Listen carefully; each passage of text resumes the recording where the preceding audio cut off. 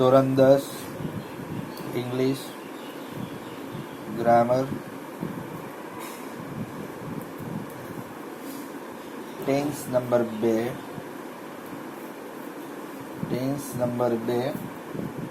The simple past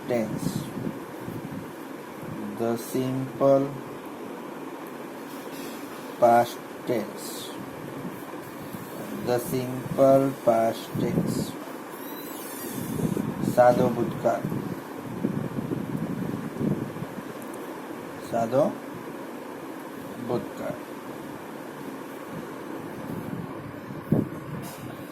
tense number 2 સાદો ભૂતકાળ ખૂબ જ અગત્યની વસ્તુ ગણી શકાય કે જે ક્રિયા ભૂતકાળમાં પૂર્ણ થઈ ગયેલી છે એના માટે.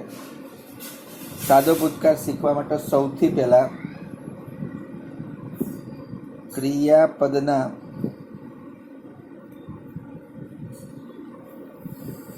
ભૂતકાળના રૂપો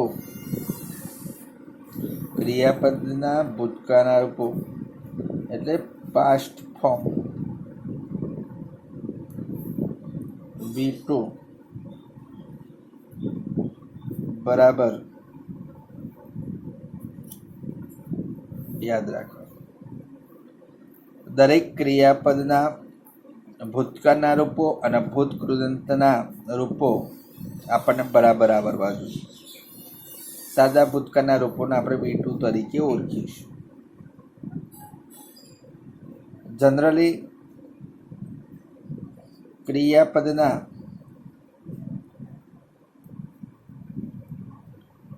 મૂળ રૂપને ઈડી પ્રત્યય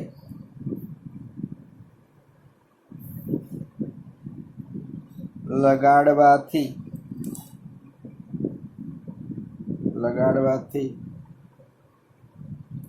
ભૂતકાળના રૂપો બને છે.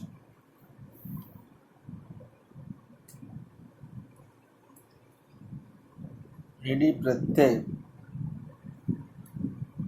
લગાડવાના નિયમ.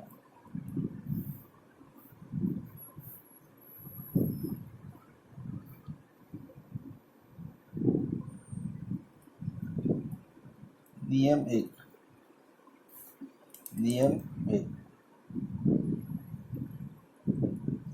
સામાન્ય રીતે અંગ્રેજી ભાષામાં ક્રિયાપદના મૂળ રૂપને ઈડી પ્રત્યય લગાડવાથી ભૂતકાળનું રૂપ બને છે. વિદ્યાર્થી મિત્રો, એકદમ સિમ્પલ વાત. ઈડી પ્રત્યય લગાડવાના નિયમો. નિયમ 1, ક્રિયાપદના મૂળ રૂપને ઈડી પ્રત્યય લગાડવાથી ભૂતકાળનું રૂપ બને છે. દાખલા તરીકે, ફોર એક્ઝામ્પલ, ટુ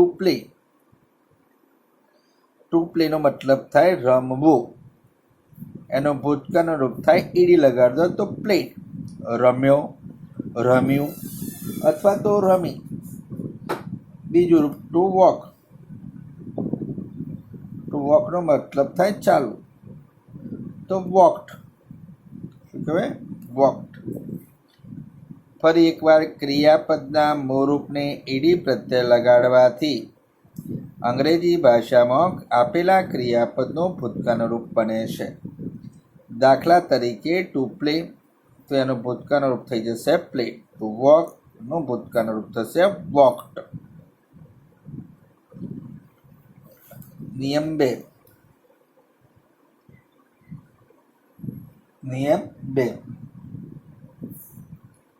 ક્રિયાપદના મૂળ રૂપને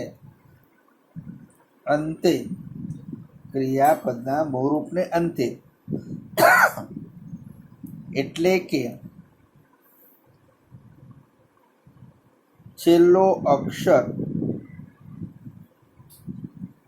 ઈ આવતો હોય.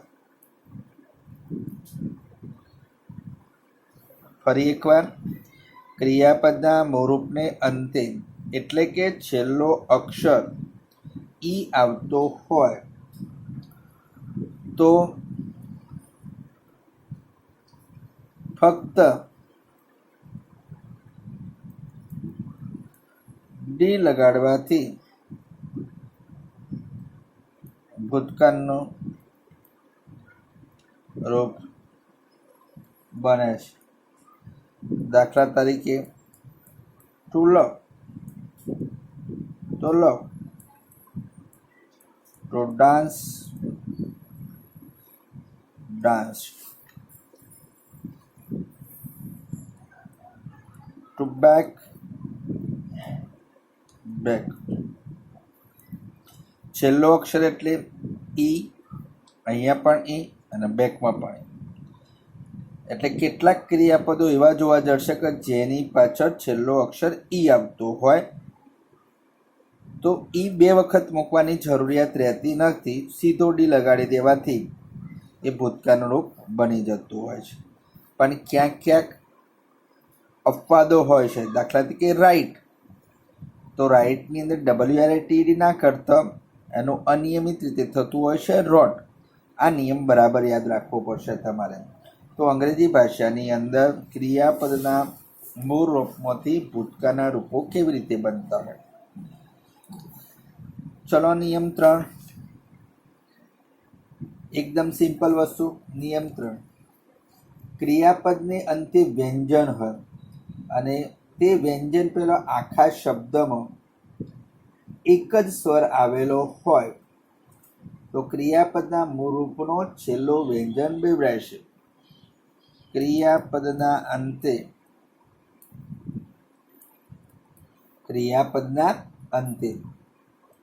વ્યંજન હોય એટલે કે એ, ઈ, આઈ, ઓ, યુ સિવાયનો કોઈ પણ લેટર્સ હોય તો તે વ્યંજન પહેલો આખા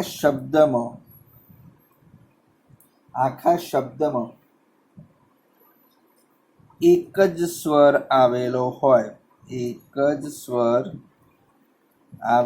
હોય,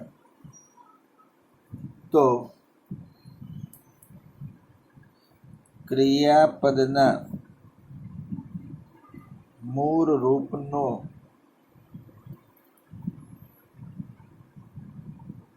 છેલ્લો વ્યંજન બેવડાય છે, યાની કે ડબલ થાય છે. ડબલ. દાખલા તરીકે ટુ સ્ટોપ, ચેક કેવી રીતે કરવું? સ્ટોપ એટલે થોભવું, એટલે એને વ્યંજન કહેવાય. શું કહેવાય? વ્યંજન.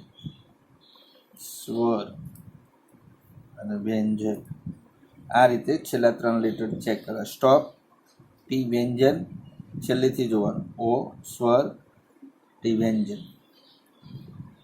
ભૂતકાળનું રૂપ તો સ્ટોપ થાય. શું થાય? સ્ટોપ.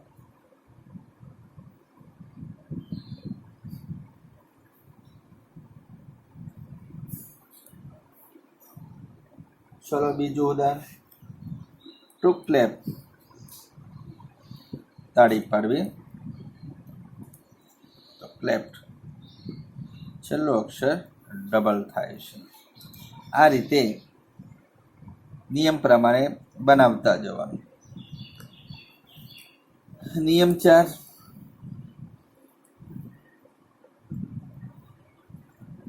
ક્રિયાપદને અંતે એલ આવતો હોય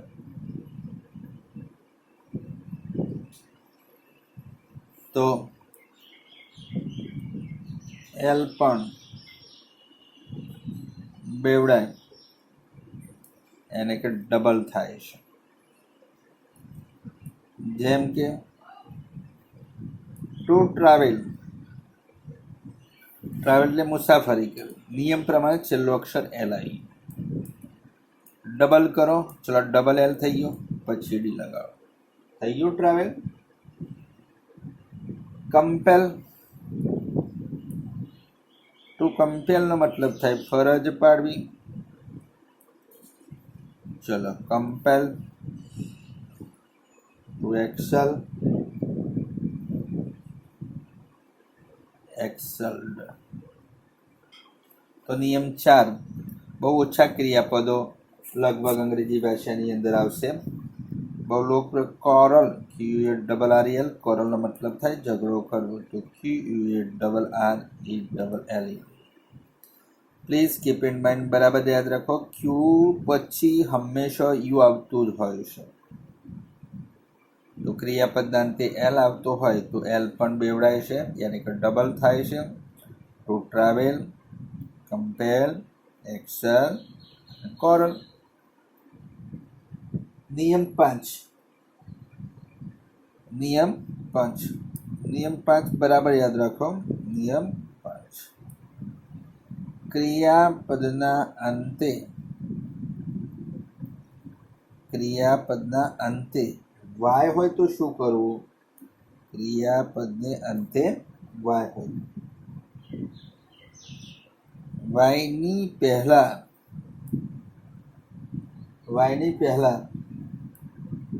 વ્યંજન હોય, યાની કે એ ઈ આઈ ઓ સિવાયનો કોઈ પણ લેટર્સ હોય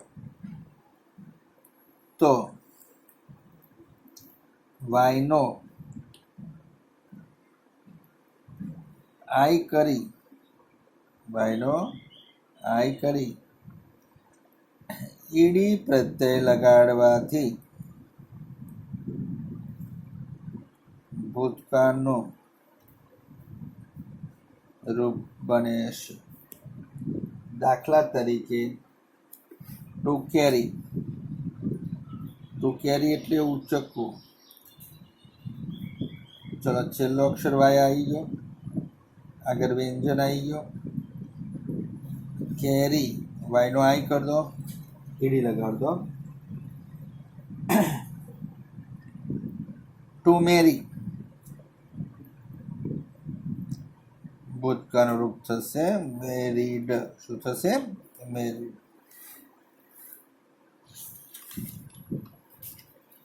પણ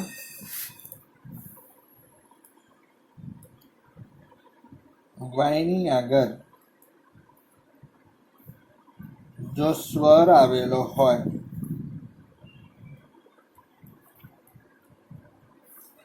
તો સીધો ઈડી પ્રત્યય લગાડો.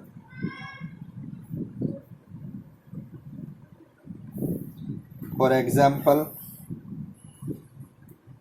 ટુ પ્લે, તો અહીંયા વાયનો આઈ કરવાની જરૂરિયાત નથી, કારણ કે એ સ્વર છે. તો PLAY, તો ભૂતકાળનું રૂપ થઈ ગયું પ્લે. ટુ સ્ટે, બરાબર, સ્ટે તો રોકાવું. શું કરું? સ્ટે એટલે રોકાવું.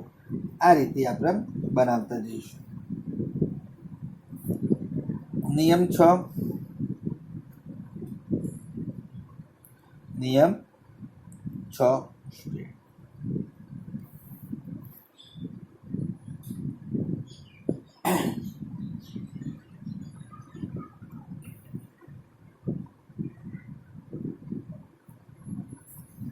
નિયમ 6,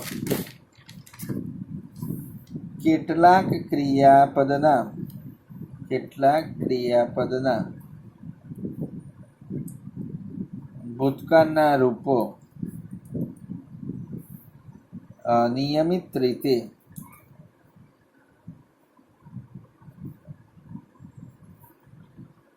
થતા હોય છે,